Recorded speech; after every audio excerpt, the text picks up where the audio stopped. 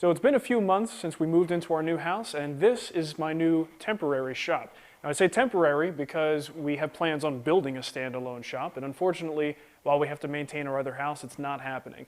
But in the meantime, I've made my 3-car garage a pretty darn functional space, and that's what I want to show you today.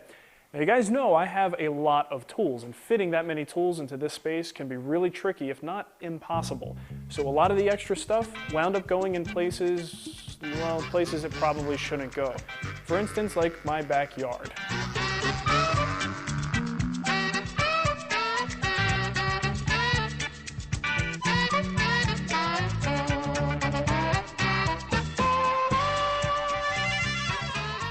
So let me give you a quick tour.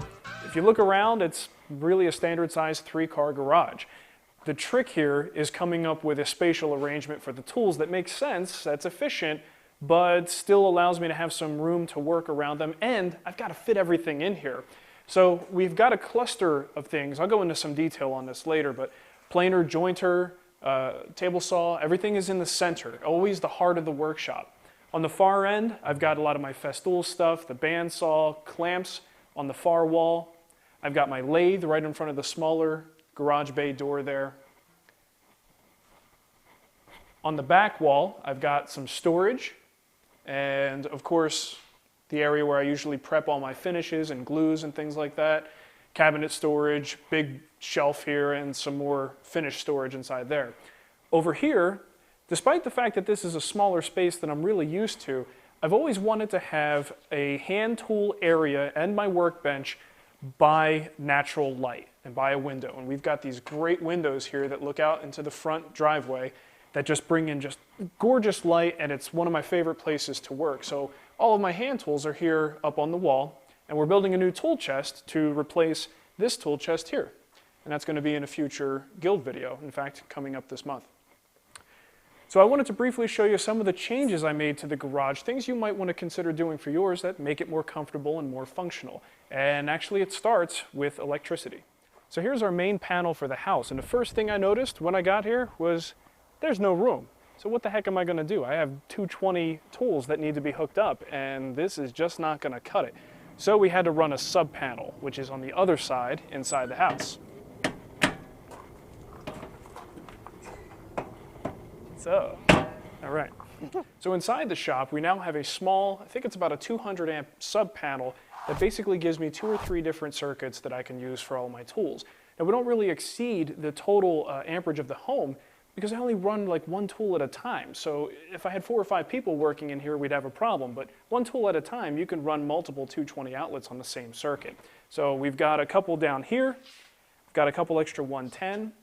We basically took this line and ran it all the way across and dropped a few outlets here and there, and that's more than enough for me in my shop. So on this wall, all of the clamps are arranged pretty much in the same way that they were in the old shop. The only difference here now is that I've got my Capex and a nice little work table set up here for chopping down materials. I also have, which I'll probably review and show you guys at a later date, Jet's new chop saw. Beautiful sliding compound miter saw. So look forward to that. Moving along here, you know, some of this stuff really just came down to necessity. I didn't have a perfect place to put it. I just had to get it in the shop and make sure it was plugged in and working. So here's my big Powermatic 20-inch bandsaw. This big monster looks about 10 times bigger in this space than it did in the old one, but I guess that's just how things go.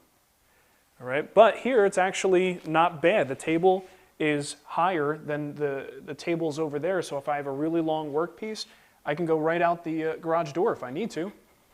It works out rather well.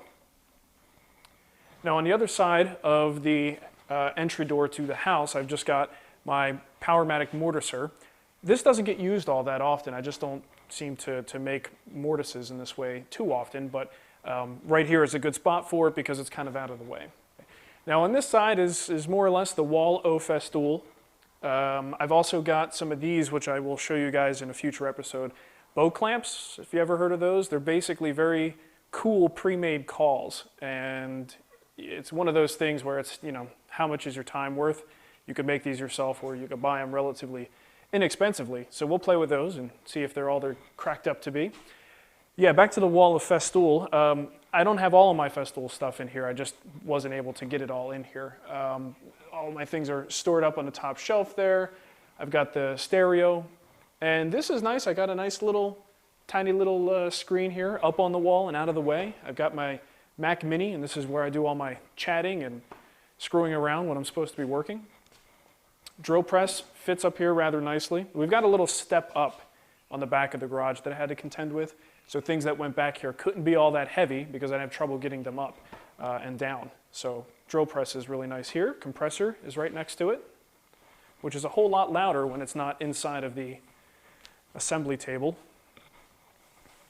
My little portable cart with a spray unit, my Fuji HVLP. The French cleat storage system, you guys may remember that, was behind the jointer in the old shop, and it was arranged horizontally. So I basically recycled it, and I took all of the strips off and ran them the other way. And we will have an episode on that, a Whisper Mini coming up soon on how to make that. And on the back wall, this is very similar to the storage area that was off to the right of the assembly table in the old shop. I've got my 3 Gladiator, very expensive, not sure why I even spent that much money, cabinets. And underneath, these are new cabinets. I replaced the unit that I had in the shop before that I built myself, and I picked these up relatively inexpensively. If you compare the amount of materials it would take to build one yourself. I should have used my own builder buy worksheet to decide that one, but I didn't. I just took a guess. Anyway, these work out really well. Drawer storage is fantastic. Moving along. Oh, and incidentally, I didn't just throw that away, the lower cabinets that I had made. I recycled them, and I'll show you where in a minute. This is just whatever storage, because in this situation, it was hard to figure out what should go in the shop and what should leave. So I needed something that was just for general storage. I could throw things on and take them off as needed. And of course, all my finishes, nothing different here. Most of the stuff is stored inside the metal cabinet. Moving right along. I showed you the workbench and hand tool area earlier with the windows and everything. So this is pretty much the same as what we had in the show before. What basically was the backdrop to every episode was this sort of paneled wall effect, which I love because all this stuff is just nailed to the wall. Dowels can go right into the wall. So there's no looking for a stud behind drywall. It's all right there. So right here, of course, right next to the bench, I've got my Festool vac with the boom arm, which is fantastic for sanding and just doing any operation at the bench. Got the combination Powermatic sander with the belt sander that goes in multiple positions and the disc sander on the side. And the jet oscillating spindle sander, which, man, if you're making curves, this is going to be worth its weight in gold. Ooh, that's loose. Over here is the 2244 drum sander. A really, really nice luxury to have in the shop is a drum sander. No matter what brand, no matter what size, if you can get one, get one. And we'll come back to this in a minute. Over here, just to round everything off, I've got my 14-inch Powermatic bandsaw. And on this side is the lathe. Big old honkin' lathe that we don't use that often. But it sure as heck looks good, I can tell you that much. Nicole's going to make bowls for Christmas. Don't hold your breath. Now, I mentioned the lower cabinets over there that I recycled. Well, here's half of them right here. I literally cut it in half and resized the whole thing and cut down the drawers and everything so that this would become a nice storage unit underneath the extension wing of the table saw. Works great. I've needed that for a long time, and it's about time that I've got it. Of course, you guys know the PM 2066 custom table saw from Woodworks.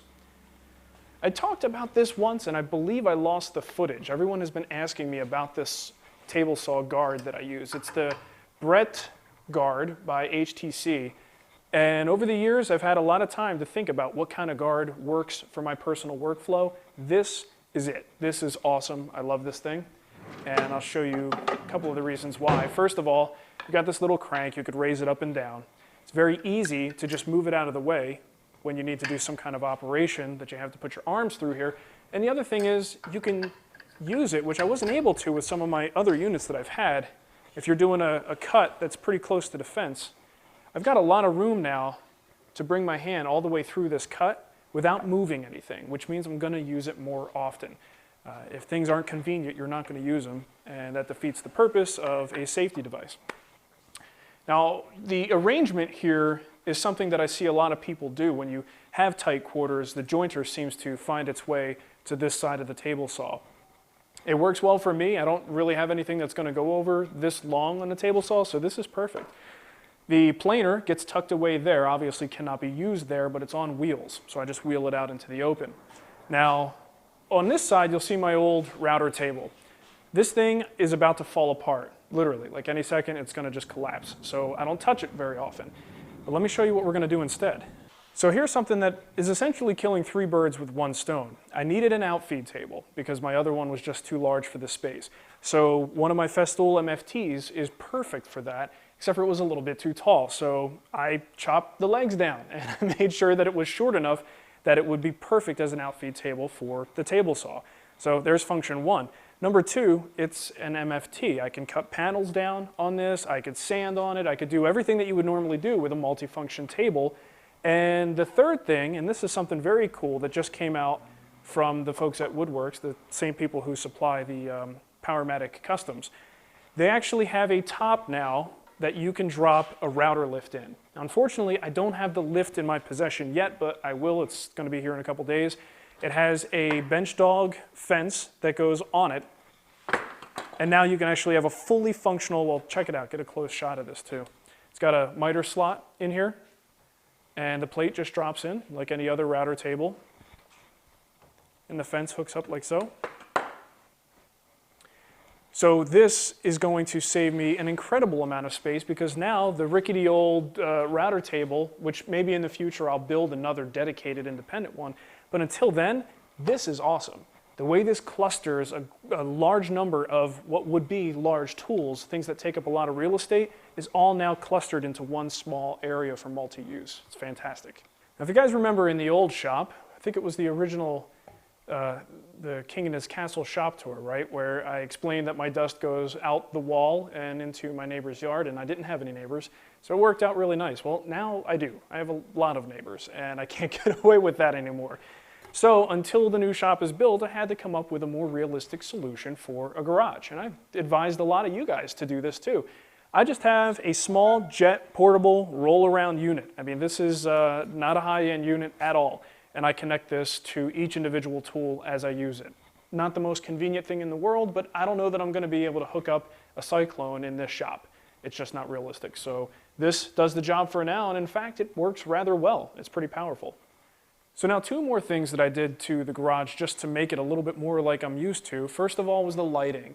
I took the standard 2 T12 bulbs out of each fixture. I completely replaced the fixtures with 4 T8s. The T8s are brighter, and I got a full daylight spectrum, so it sort of is consistent. When light comes in from the garage doors and from the windows, it blends rather well with the light from those guys, which is great for filming.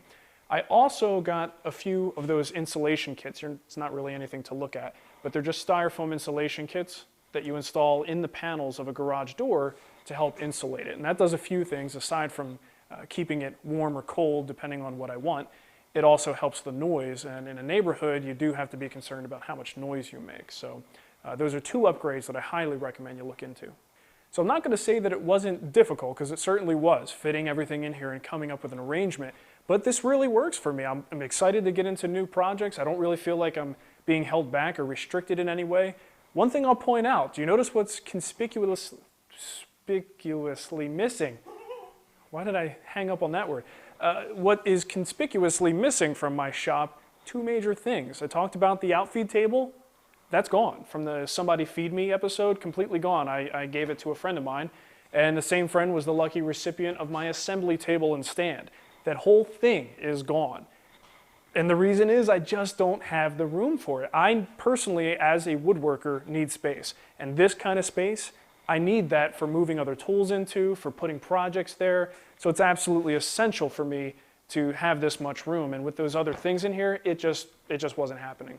So those are gone. We'll probably build some in the future when we get the new shop up. But again, that's quite a ways off because we have 2 mortgages right now. So hopefully this maybe gave you a few ideas and inspires you to take your garage, basement, or shed, whatever you happen to have, take that space and make it into a fully functional workshop. if you could just get the cars out of there. Fortunately, we don't have that problem here. So thanks for watching, and we'll catch you later.